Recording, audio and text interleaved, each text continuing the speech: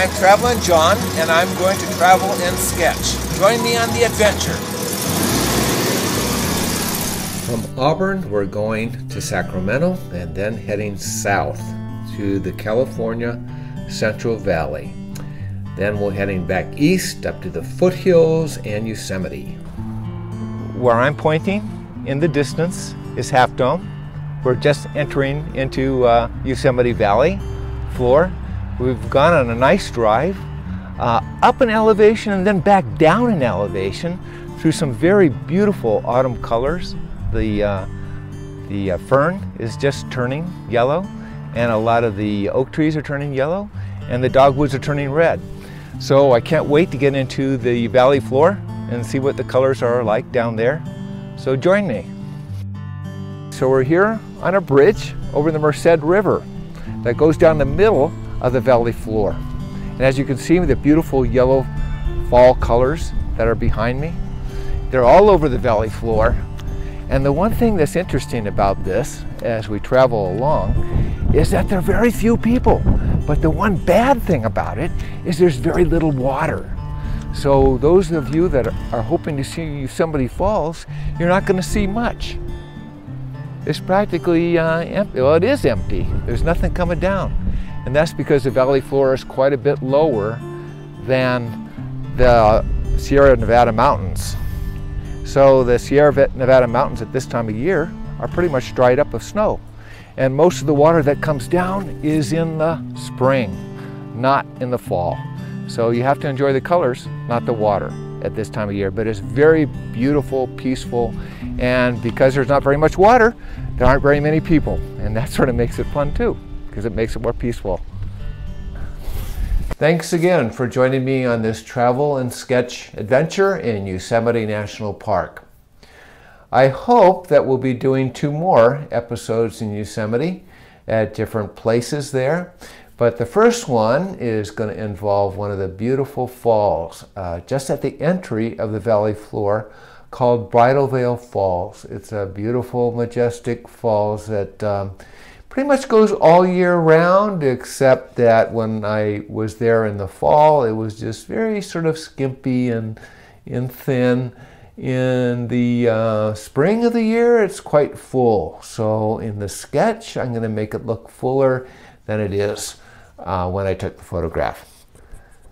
And what I did then is I made a just a very simple line drawing of that photograph as reference for the sketch I'm going to be doing.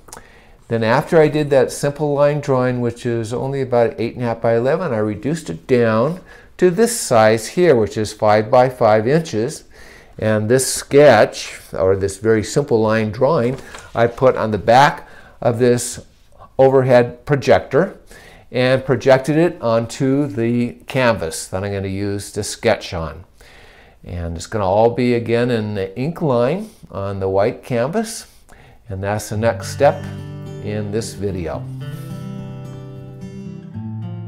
I'm using a French curve that makes the lines much smoother for the fall itself. And I'm starting with the waterfall and the edge of the cliffs. Giant granite cliffs coming down towards the fall. It was late in the afternoon when I took this picture, so the sun was setting, I would say, towards my right as you're looking at this picture. So the mountain or cliff on the left had a lot of deep, deep shadow, a lot of dark areas. And there were 2 really beautiful pine trees that stood out because the sun was hitting them in that area. I haven't gotten into it yet because I'm working on the rocks. But I took advantage of that dark area behind the pine tree to make these pine trees stand out. So the first thing I'm doing is I'm sketching in the pine trees. I'm going to have them stand out with the dark background behind them.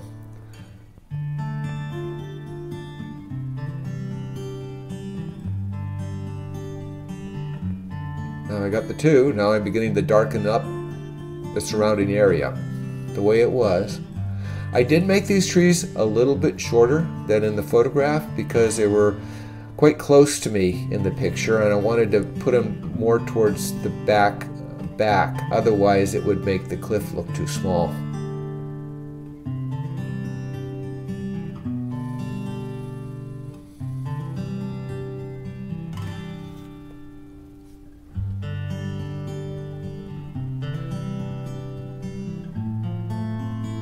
Just finished putting in some more trees there. As I've done on other sketches, I don't like to take the sketch all the way off to the edge. I want it to sort of dissolve back into the white background. You can see how I'm trying to get those trees to stand out.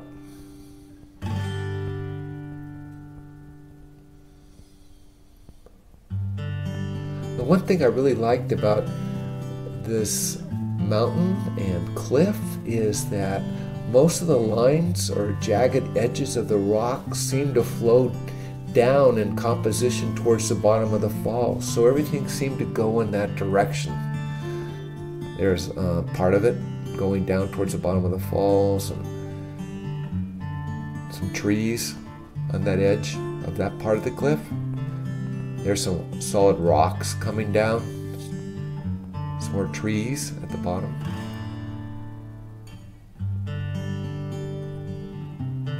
There were some larger trees more towards the foreground. Actually, there's an oak tree I'm working on right now.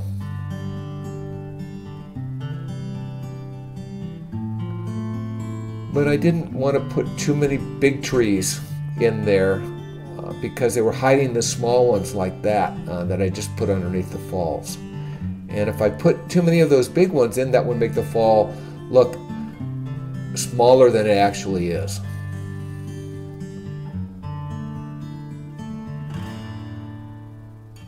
Here's that cliff lines pointing right down towards the falls. Now I used a crosshatch type line to emphasize the edge of that sharp cliff that the fall is coming down on and the water glistening off of it. And there at the bottom is the spray or mist that comes up from that falls.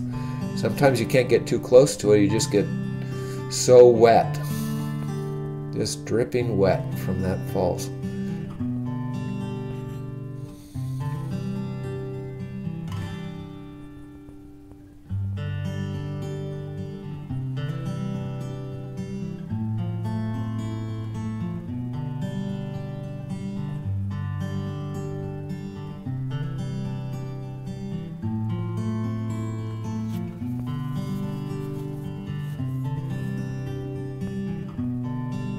On the right-hand side of the photograph was a dead, almost looked like burned tree, old pine tree. I thought, I'm going to include that in this sketch because it sort of stops, almost like a frame, your eye from going off the page.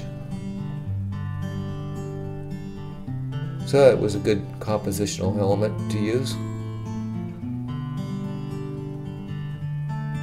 Some more small trees as some of the land goes up near that part of the cliff.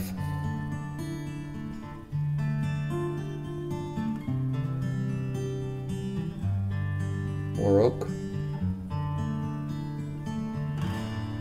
The valley floor is a combination of quite a variety of trees. The Native Americans loved the oak because that's where they got their acorns.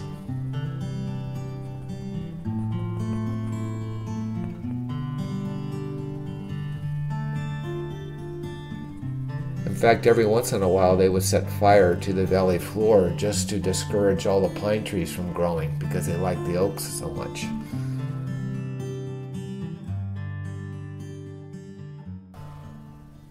To start with, I'd like you to show you the black and white ink line sketch on the canvas. You've seen me working on it. Now it's done. Once again, I touched it up just a little bit after the video. And the next step is I've gotten a scan of that. I put it on overhead transparency. It's hard to see unless I put white paper behind it. And what I'm going to do is I'm going to add watercolor to this sketch. And I use the transparency as a guide when I do the watercolor, because what I'm going to do is I'm going to mount that transparency on the back of some watercolor paper that is stretched, place it on a light table, and then do a watercolor.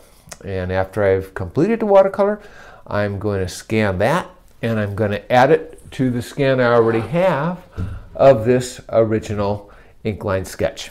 So that's the next process that we're going to be going through, and I hope you continue to join me in that. What I'm going to be doing is working with Mascoid on part of the painting. I'm going to start off with the sky, and I don't want the watercolor I'm going to use in the sky to get down onto the hills. Now I could do this without Mascoid, but at this point it's going to be easier, and so that's what I'm doing. I'm just using the Mascoid at the very tip or top of the hills.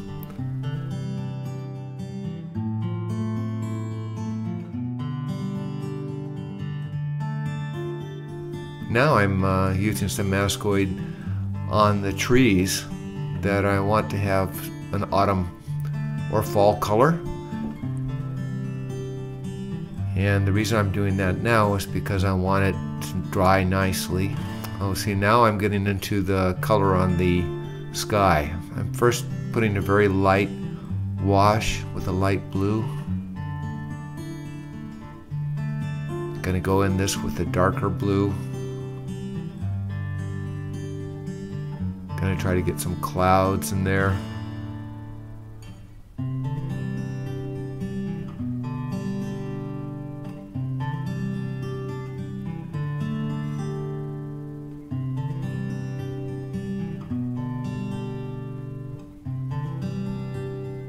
As I've done with the other watercolors, I'm going to try to let this fade off the image area so there's not a straight line. I didn't do that with the pepper tree.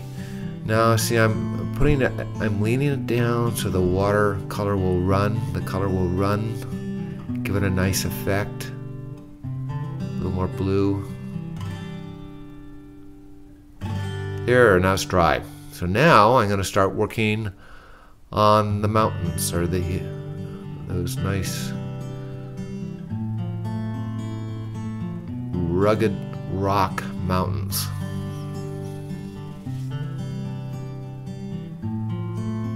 Got some very deep color there. I'm going to put the deep color at the top, and then I'm going to run it down with just water, so it sort of runs, gives it a nice effect. Just a nice wash. There, see, I got quite a bit of water in there. Let it run down, let the color just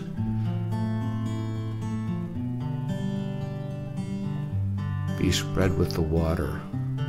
I did spray this paper with some water before I actually went into the watercolor work. I don't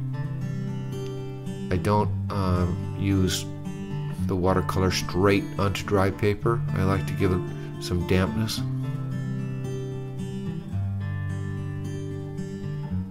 Put in little darker areas at the bottom.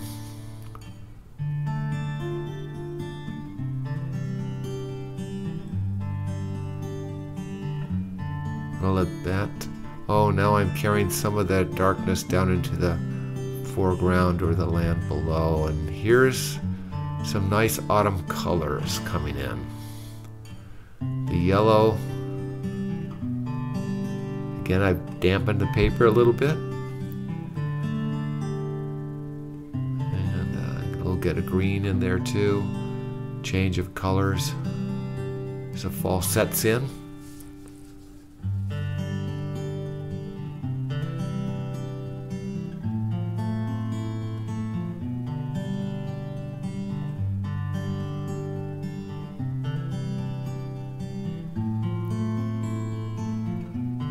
The dry yellow weeds on the valley floor. So now you watch me play around with some watercolors, and here's the end result. And this is what it looks like. Whoops, wrong way. With the transparency laying over it, you get some idea of what it's going to be looking like. I'm going to combine these two on the computer with a software program and then manipulate them around to make me a lot happier with the watercolor and the finished result. I'm going to enlarge the watercolor so it's the same size as the original black and white ink line sketch. And I'm going to change some things. I'm not really happy with how much brown is in that granite. Granite's more gray, so we're going to work with that a little bit. And that's the next and final step of this video. I'm going to be doing this color application to the black and white sketch on the computer. And I want you to know that I'm recording right off the computer. I don't have a regular mic from my computer yet, so my voice may sound a little bit different, but that's okay. Here is what the color looks like on the screen on an overlay. And one of the first things I'm going to do is I'm going to try to get some of this blue out of the cliff. So I have already made a path for that, and I'm going to select that path, and in this case I'm only going to let it 1 pixel feathering on that. I'm going to draw closer to it so you can see what I'm doing. A little bit closer. There we go. So this is the blue I'm going to be trying to take out.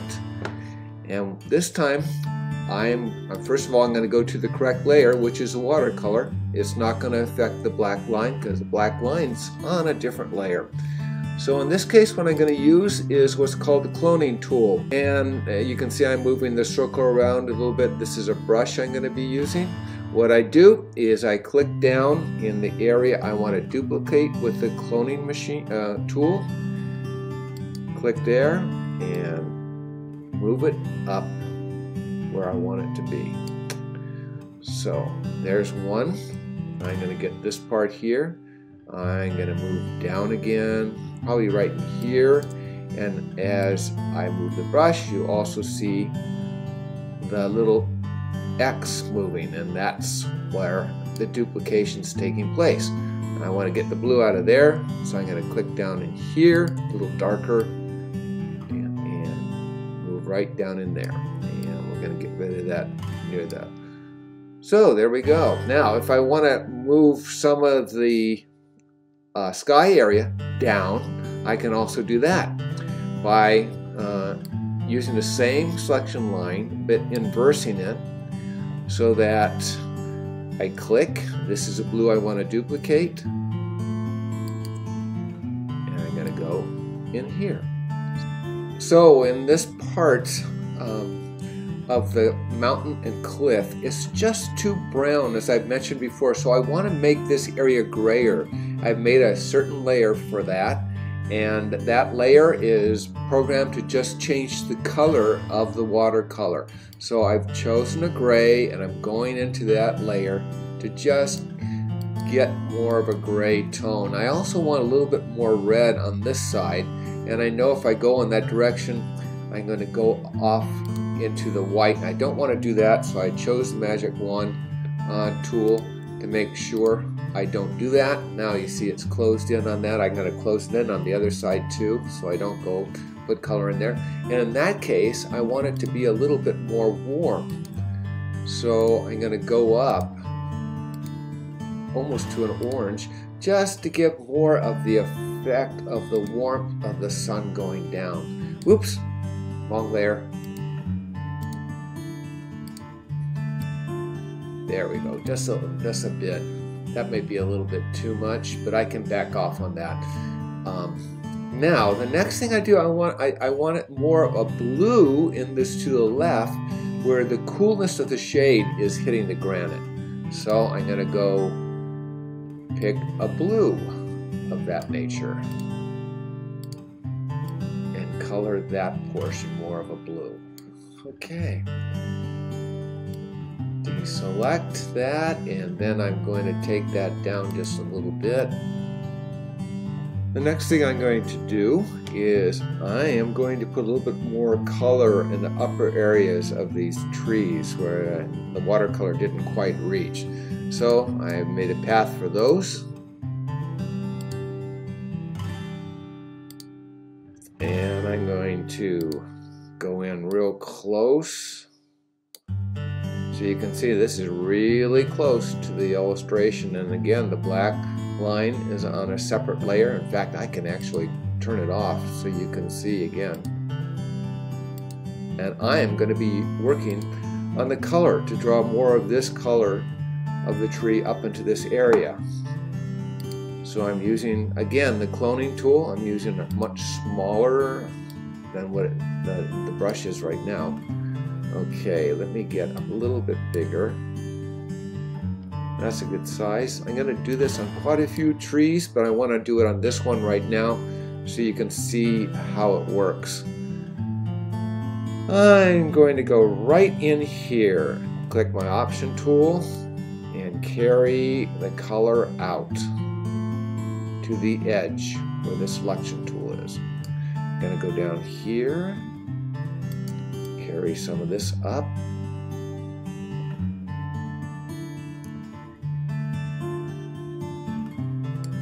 Okay, so there, I carried some of the color up into that tree. Now, I could do the same thing in here, but I don't need to have the selection tool on. I can take that off. I just wanted a little bit more of a hard edge in that area. So I'm going to deselect the selection tool. I'm going to go back and hit Option, probably right in this area, to carry some of the color up in there. Okay, I'm just duplicating, click it down here, moving that color up.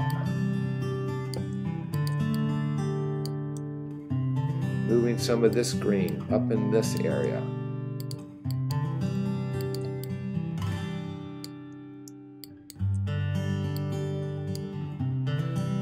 And some of this down in here, in that area.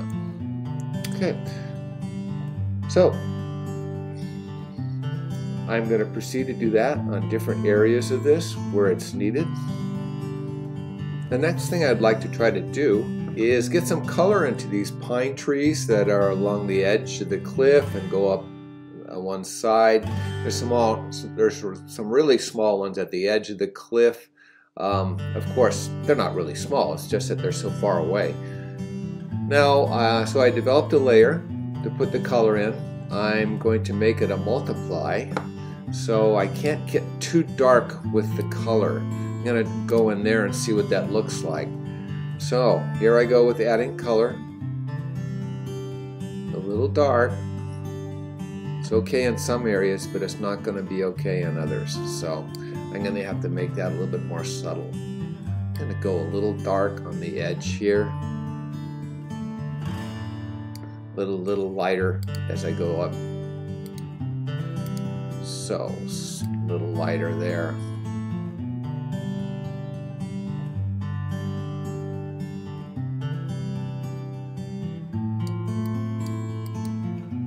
And we'll get a little lighter in here too.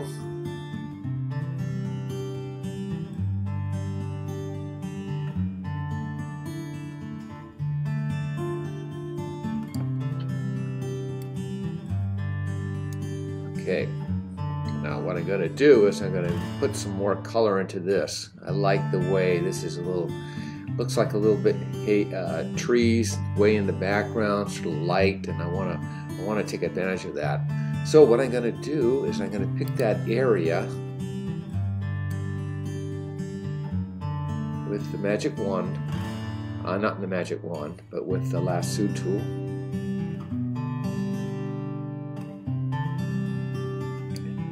Then I'm going to take the magic wand and I'm going to take out that area that I don't want color in, and I'm going to manipulate the color in watercolor there. I'm on the watercolor level, and I'm going to image adjust hue and saturation. So I'm going to go more towards the green in that area, and then I'm going to increase the saturation a little bit, and I'm going to make it darker.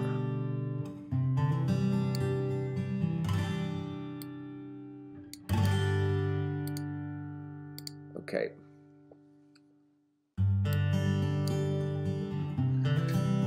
What I would like to do is, I'm concerned that this foreground area where the dry grass is way too yellow. So I'm going to try to subdue that, and I'm going to work on the watercolor level. I'm going to take the lasso tool and lasso an area here that I think should be less yellow, and try to get some of the yellow out of it.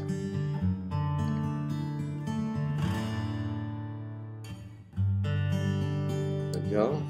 And then the next thing I'm going to do is I'm going to take out with the magic wand tool. Oops, wrong tool.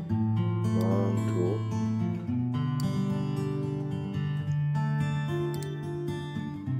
Why does that one not magic wand tool?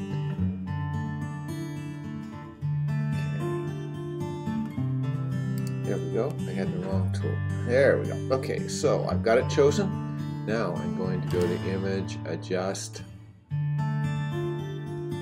Hue and saturation. We want less yellow. So I'm going to go down to the yellows.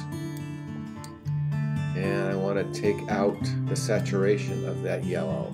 So I'm going down, and you can see it going out. But I want to get some lightness in there. And actually I don't want to take that much out. Maybe I should take the hue. No. There we go. That's about right. Okay. Now I want to take a little bit more yellow out of this area. So I'm going to use the lasso tool again. This time I'm going to put it on negative and take out what I don't need to affect anymore. So I'm just affecting that area. Image, adjust, hue and saturation, going back to the yellows, taking some of that out of there. Not too much. Okay. Hey, there we go. So that's less yellow in that area. I think that much better. So the last thing I'm going to do is work on the waterfall, and so let's choose that. I have a path already for it.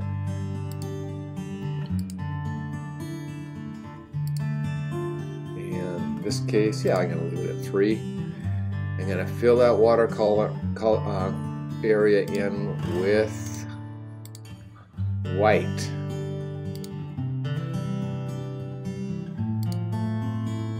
White. Okay, there we go. So that's the waterfall level. Now, it's a little bit too strong right down here. It should have sort of, I want it to fade out a little bit. So I'm going to get the eraser tool, make it a good size. So that, because what I want to do is I want to create a mist on the bottom. And so I'm just going to take, that's too much. That's at the edge. There we go. That's better. Okay. Now I'm going to take the brush tool with a little bit of white, and I'm going to soften to get that feeling of the spray or mist that is so prevalent when the waterfall is that big. And I've mentioned before in this video that if you get up too close, you get drenching wet. So I'm not going to use 100%. I'm just going to use a little at a time. And color, yeah, like that. Okay. Just to give the effect of the mist. A little bit more up there. Yeah, there we go. There's the mist that comes up from the waterfall. So that's a wrap for now. I'm going to go back in and do some more touch-up, but that's good. Thanks for joining me on the first of 3 vlogs I hope to do in Yosemite. This one was Bridalveil Falls, and I'm going to go back and show you the original ink line sketch on the canvas to start with, so that you can compare it to the color printout that I just had made. Here's the color printout. And you can see the beautiful yellow fall colors in there and the nice granite cliffs. I just want you to know that you can buy one of these if you would like on Etsy.com, or the original ink line sketch, or even a printout of the ink line sketch on, again, museum archival paper. Any one of those. And I would appreciate it if you're interested to look at my website to get more information about me.